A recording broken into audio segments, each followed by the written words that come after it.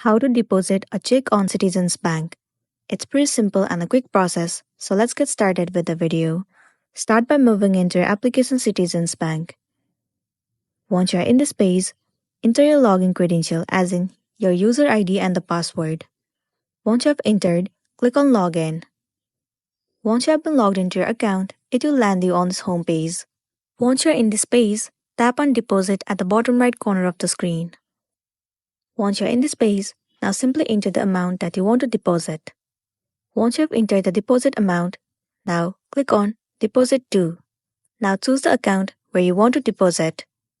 Let me choose the third one, Savings. Click on it. Now you will have to upload both the front side and the back side of the check. Take the photo and upload it. Once you have uploaded, tap on Deposit at the bottom of the screen. And there you go, your amount will be deposited in your account that you have chosen. So that's the wrap for this video. If it was helpful, give it a like and check out our next tutorial. Thank you.